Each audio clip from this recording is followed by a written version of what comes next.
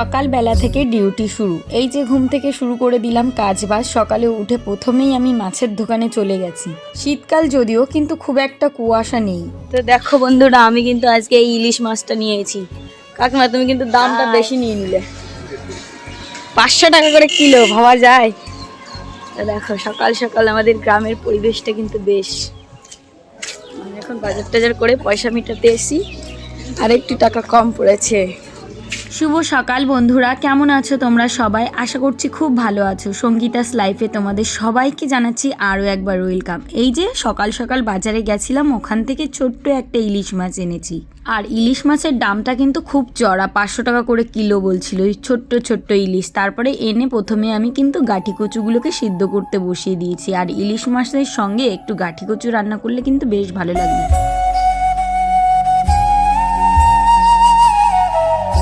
খুব একটা বড় মাছ না, তাই কিন্তু আমি কাকিমাকে বলেছি কাকিমা তুমি কেটে দিও না, আমি বাড়িতে গিয়ে কাটবো। আর কাকিমাকে বলেছি একটু আঁশটা ছাড়িয়ে দাও, তো আঁশটা ছাড়িয়ে দিয়েছে। আর আমি দেখো ভালো করে প্রথমে ধুয়ে তারপরে কিন্তু কেটে নিচ্ছি। যদিও একটু গন্ধ থাকলেই হয়ে যাবে, যেহেতু গাঠি কচু দিয়ে রান্না করব। আমরা কিন্তু গাঠি কচুটাকে মুখী কচু বলি, তোমরা কি বলো? এই যে ভালো ভাষাটা বলতে গিয়ে গাঠি কচু হচ্ছে। আর দেখো অর্ধেকটা মানে মাথাটা দিয়ে ভেবেছি আমি এই বাঁধাকপির ঘন্ট করব। বাঁধাকপির ঘন্ট যদি করা হয় না মাছের মাথা দিয়ে, ইলিশ মাছের, তাহলে কিন্তু দারুণ একটা সুন্দর গন্ধ বেরোয় আর খুব টেস্টও লাগে। তাই জন্য কিন্তু আমি ভাবলাম যে বাঁধাকপি দিয়ে একটু ঘন্ট রান্না করি। আর ঘন্টের ভিতর আমার সব থেকে ফেভারিট বলতে পারো বাঁধাকপি। তো বাঁধাকপিটাকে কুচি কুচি করে কেটে নিলাম। তারপরে দেখো আমার গাঠি কচুটা কিন্তু খুব সুন্দর সিদ্ধ হয়ে গেছে, একটা মাত্র সিটি দিয়েছি।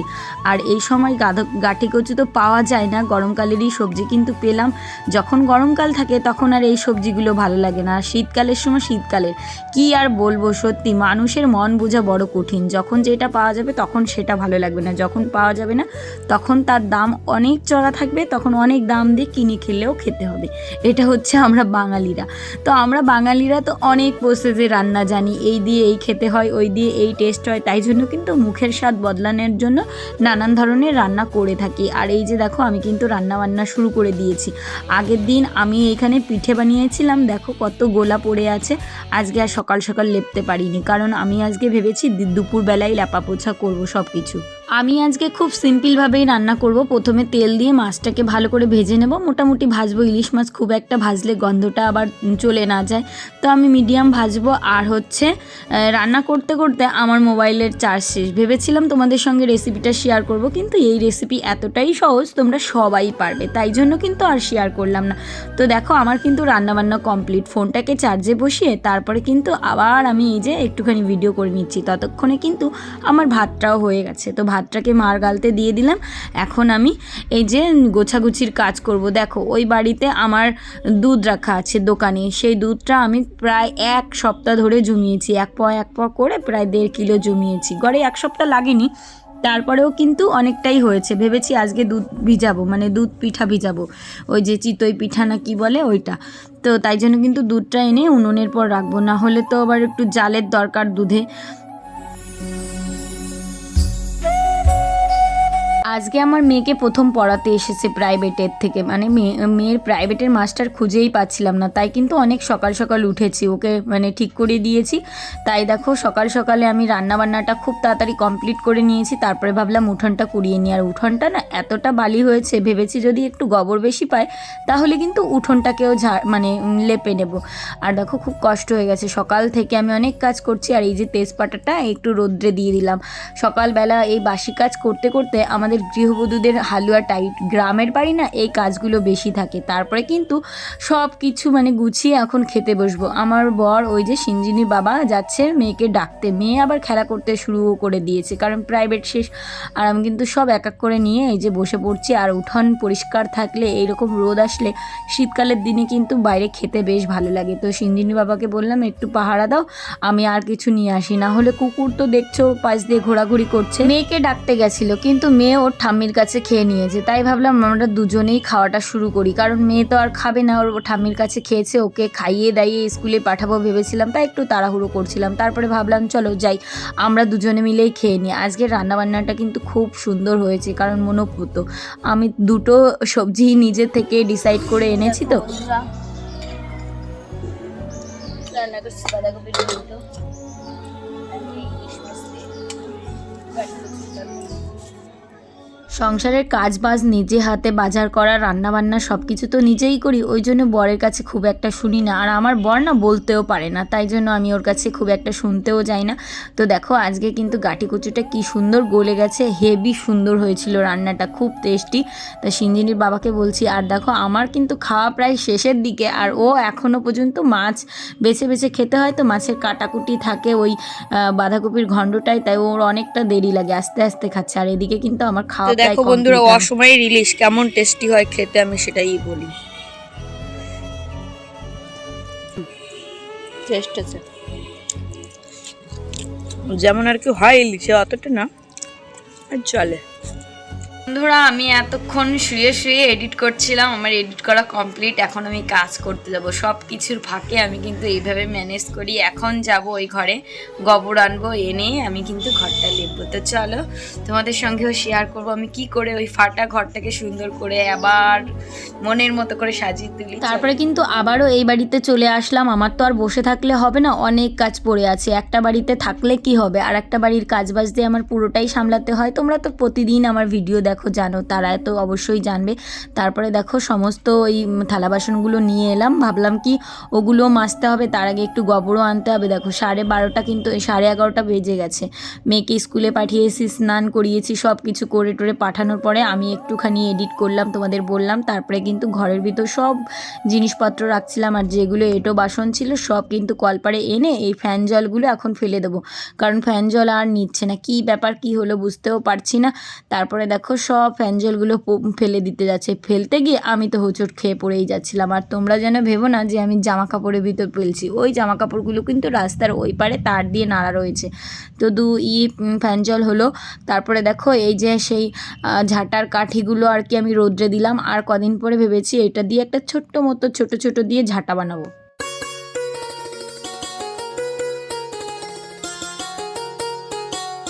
তারপরে কিন্তু চললাম আমি আমার ডেস্টিনেশনে। কি বলো তো, আমি যাব গোবর আনতে।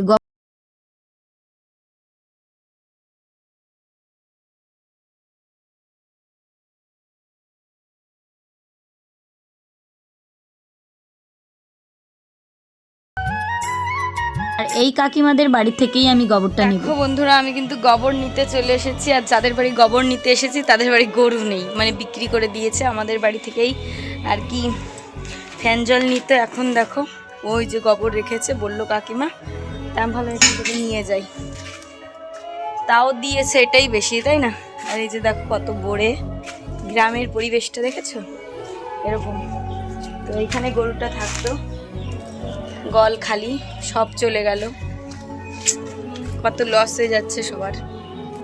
বাড়ি থেকে একটা প্যাকেটও এনেছি, কারণ কি গোবরটা না হাত দিয়ে ধরতে আমার বেশি একটা ভালো লাগে না। যখন লেপবো তখন তো ধরতেই হবে, কিন্তু এখন ভাবছি রাস্তা দিয়ে নিয়ে যাব, তার আগে ওই হাতটা পিছল হয়ে যাবে, ধরতেও পারবো না বালতিটা। তাই কিন্তু আমি এইভাবে প্যাকেটে হাতটা জড়িয়ে তারপরে কিন্তু আমি গোবরটা তুলে নিচ্ছি। আর গোবরে যে কি বিচ্ছিরি গন্ধ, কি বলবো। গরুটা যেহেতু বিক্রি করে দিয়েছে, তাছাড়া তো আর কিছু করার নেই, কাকিমা দিয়েছে এই বেশি। তো দেখো বন্ধুরা আমার কিন্তু গোবর নেওয়া হয়ে গেছে, এখন যাবো ঘরটাকে লেপবো। তো চলো যাওয়া যাক।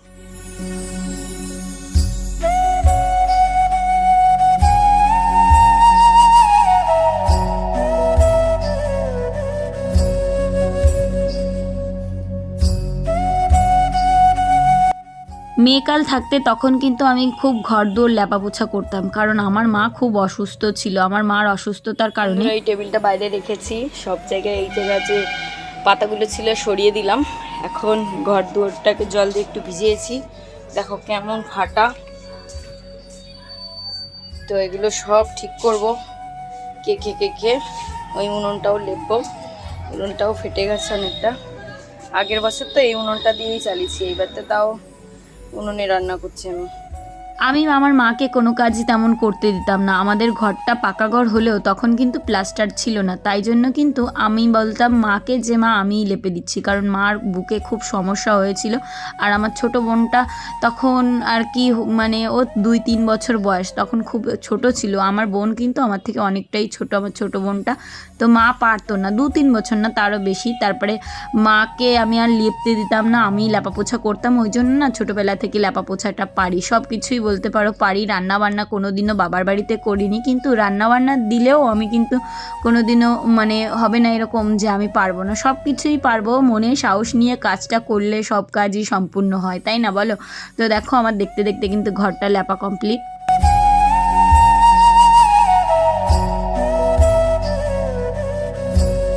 যতটা জলদি দেখতে মনে হচ্ছে অতটাও জলদি ছিল না, কারণ এই কাজগুলো করতে কিন্তু অনেকটা টাইম লাগছে। মাটি একবার ছেনতে হচ্ছে গোবর দিয়ে, তারপরে কিন্তু এই যে আসতে হচ্ছে, কারণ অনেক দিন লেপা পোছা করা হয় না, ফেটে ফেটে গেছিলো বর্ষাকালের সময়। তারপরে না দুই এক সময় ভালোও লাগে না। এই বাড়িতে এসে যখন দেখি এই নোংরা করে ফেলে তখন মনে না একটা আলাদা কাজ করে, দূর কার জন্য করবো, এত কষ্ট করি। তারপরে দেখি সব এলোধেলো রয়েছে। তারপরে দেখো এই ডটাও ভালো করে মাটি দিয়ে যে লেপে নিচ্ছি, মানে চারিদিকটা লেপে নিলাম। একটা ডর তো আমি ঠিক করব, মানে মাটি দিয়ে কাটতে হবে কাঁচি দিয়ে, তারপরে আবার একটা ড বানাতে হবে। যত মাটির কাজ করবে আস্তে আস্তে ততই কিন্তু কাজটা সুন্দর হবে। আর এই দেখো আমার কিন্তু লেপা কমপ্লিট।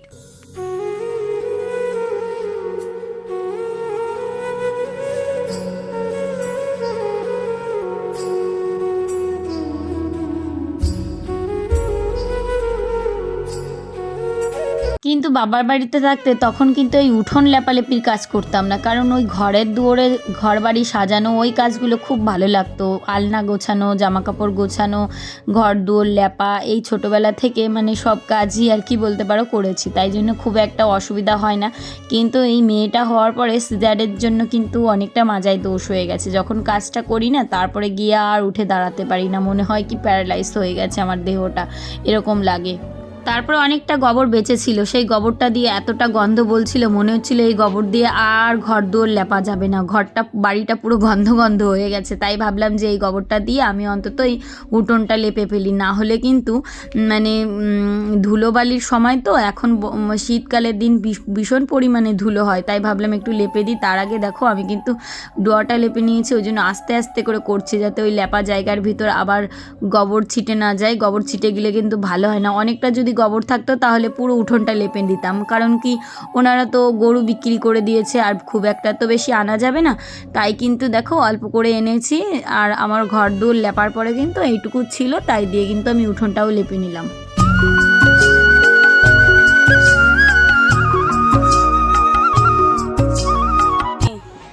ও সিঞ্জিনি, কখন স্কুলেতে আসলি?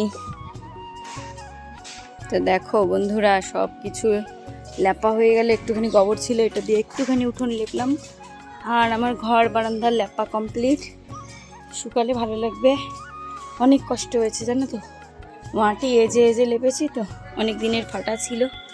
এখন এতগুলো বাসন মাজবো, তো চলো ঝটাপট করে বাসন মাজি। হাতে পুরো গোবরের গন্ধ, কারণ অনেক দিনের গোবর, গরুটা বিক্রি করে দিয়েছে, তাই ভাবলাম। আর এই যে যা ধুলো, গোবর দিয়ে লেপলে আর ধুলো হয় না জানো তো। তো চলো ওই উনুনটাও লেপলাম, ওই উনুনটাও লেপলাম। ঘর বারান্দা সব লেপা, ঘরটা তো আগে লেপেছি, তারপরে বারান্দা লেপলাম।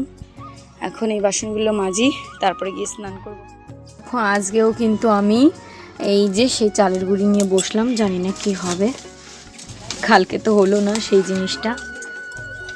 যদি হয় তাহলে দুধে ভিজিয়ে দেবো, নাহলে অল্প একটু চাল এনে মেয়েকে পায়েস রান্না করে দেব।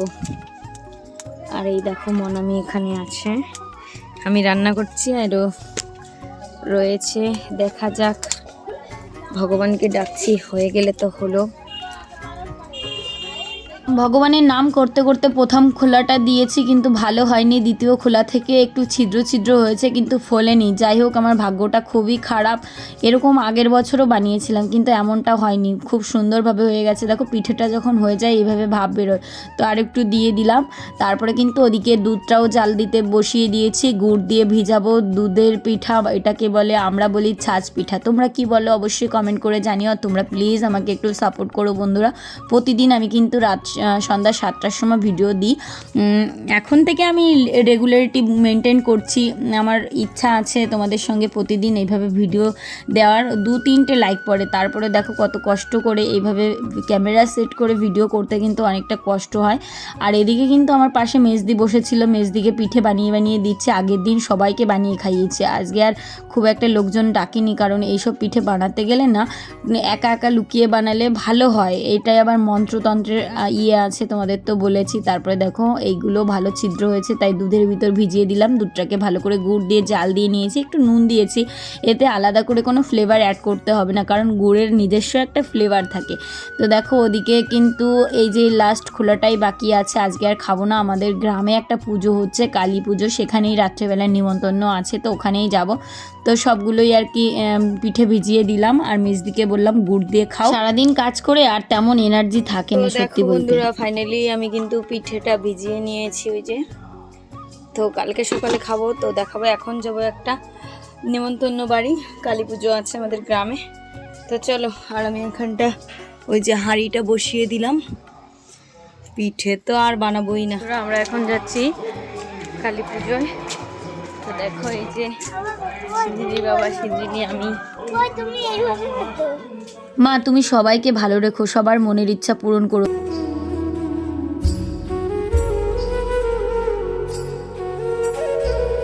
তো বন্ধুরা, আজকের ব্লগটা কেমন লাগলো অবশ্যই কিন্তু কমেন্ট করে জানাবে। যদি ভালো লাগে একটা লাইক করো, আমার চ্যানেলটিকে সাবস্ক্রাইব করো। সবাইকে টাটা, ভালো থেকো, সুস্থ থেকো, আর সবাই একটু সাবস্ক্রাইব